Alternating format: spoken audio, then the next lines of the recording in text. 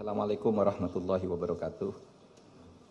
Terima kasih atas kehadirannya. Saya mewakili keseluruhan pemerintah, mewakili kabinet yang dipimpin oleh Presiden Republik Indonesia Bapak Joko Widodo.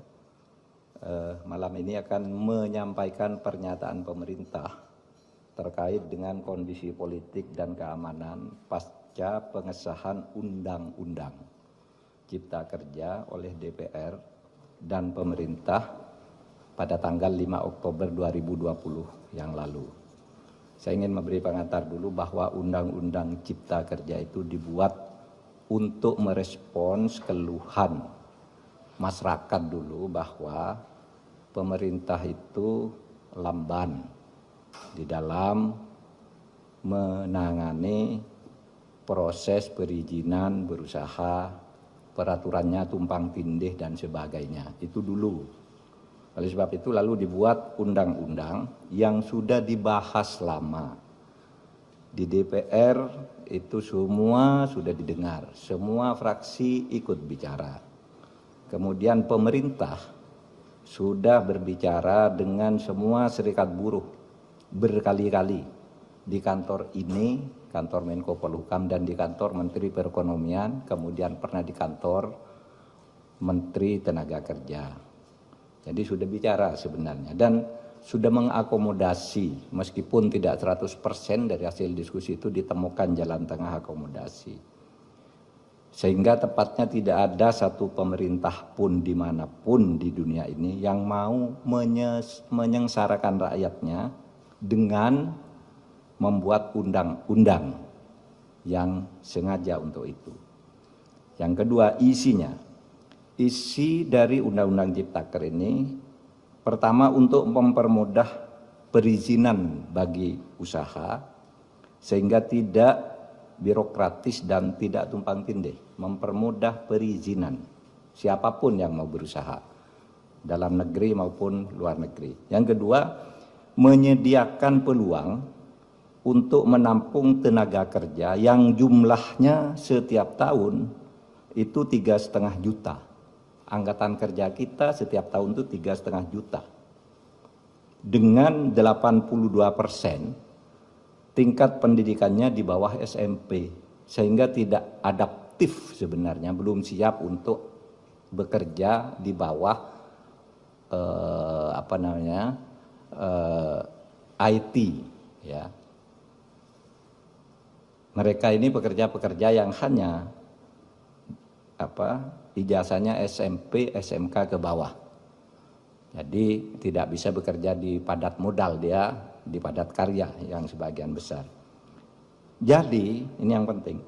Undang-undang ini bukan hanya untuk buruh yang sekarang banyak berdemo. Ini justru lebih untuk mereka yang belum bisa menjadi buruh. Untuk angkatan kerja yang akan datang makin banyak. Sedangkan hak-hak buruhnya sendiri berdasar undang-undang lama secara umum sama sekali tidak diganggu.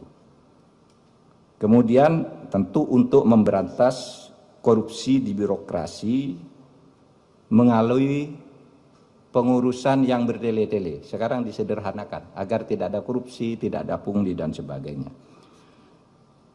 Yang sekarang rame karena banyak hoax. Misalnya di undang-undang ini tidak ada pesangon bagi orang yang PHK. Itu tidak benar. Pesangon justru ada. Dibilang tidak ada cuti, tidak cuti haid, cuti hamil dan sebagainya. Di sini ada di undang-undang ini. Dibilang mempermudah PHK, itu tidak benar juga. Karena justru sekarang PHK itu harus dibayar kalau belum putus di pengadilan.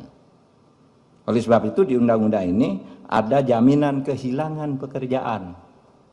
Ini dibilang tidak ada, hoax yang banyak.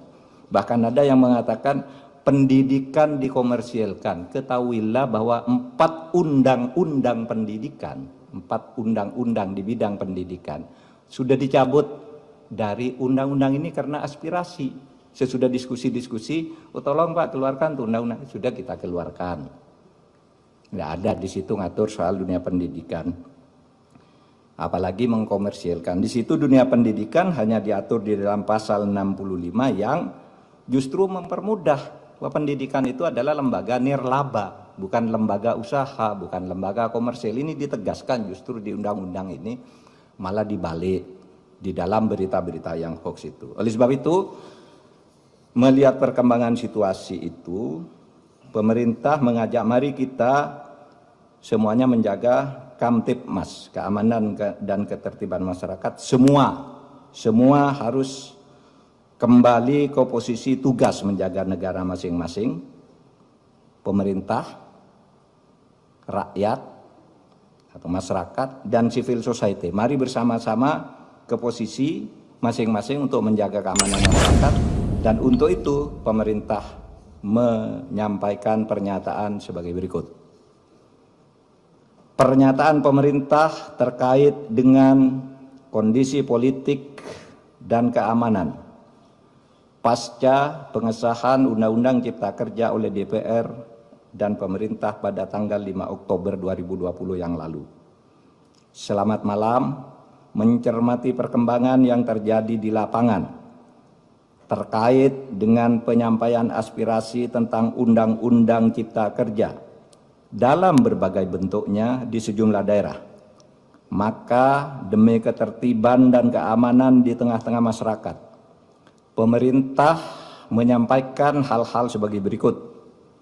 1. Undang-Undang Cipta Kerja dibentuk justru untuk melaksanakan tugas pemerintah dalam membangun kesejahteraan masyarakat melalui penciptaan lapangan kerja yang semakin banyak, perlindungan terhadap buruh, penyederhanaan birokrasi, dan kemudahan berusaha, serta untuk melakukan pemberantasan korupsi dan pungli, dan pencegahan tindak pidana korupsi lainnya.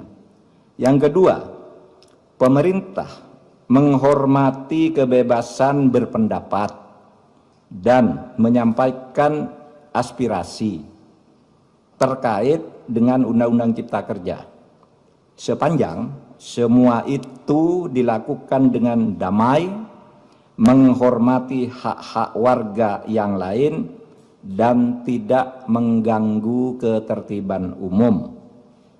Yang ketiga, pemerintah menyayangkan adanya aksi-aksi anarkis yang dilakukan oleh massa di tempat-tempat tertentu dengan merusak fasilitas umum, membakar, melukai petugas, dan juga menjarah. Tindakan itu jelas merupakan tindakan kriminal yang tidak dapat ditolerir dan harus dihentikan. 4. Tindakan merusak bangunan fasilitas umum dan serangan secara fisik terhadap aparat dan warga masyarakat merupakan tindakan yang tidak sensitif atas kondisi yang dialami oleh rakyat yang sedang berjuang melawan pandemi COVID-19 dan juga kondisi ekonomi yang sedang sulit. 5. Untuk itu, demi ketertiban dan keamanan, maka pemerintah akan bersikap tegas atas aksi-aksi anarkis yang justru bertujuan untuk menciptakan kondisi rusuh dan ketakutan di dalam masyarakat. 6. Selain berdemonstrasi dengan tertib dan tidak melanggar hukum, ketidakpuasan atas undang-undang tersebut bisa ditempuh dengan cara yang sesuai dengan konstitusi, yaitu dengan menyalurkannya dalam proses pembuatan peraturan pemerintah, perpres, permen, perkada sebagai delegasi perundang-undangan. Bahkan bisa diajukan melalui mekanisme judicial review atau uji materi maupun uji formal ke Mahkamah Konstitusi. 7. Sekali lagi, pemerintah akan bersikap tegas dan melakukan proses hukum terhadap semua pelaku dan aktor yang menunggangi atas aksi-aksi anarkis yang sudah berbentuk tindakan kriminal. Saya ulangi, 7. Sekali lagi, pemerintah akan bersikap tegas dan melakukan proses hukum terhadap semua pelaku dan aktor yang menunggangi atas aksi-aksi anarkis yang sudah berbentuk tindakan kriminal. Ditandatangani oleh Muhammad Mahfud MD selaku Menko Polhukam, Muhammad Tito Karnavian selaku Menteri Dalam Negeri, Budi Gunawan selaku Kepala Badan Intelijen Negara, Marskal TNI Hadi Cahyanto selaku Panglima TNI, dan Jenderal Polisi Idham Aziz sebagai Kepala Kepolisian Republik Indonesia. Demikian, terima kasih.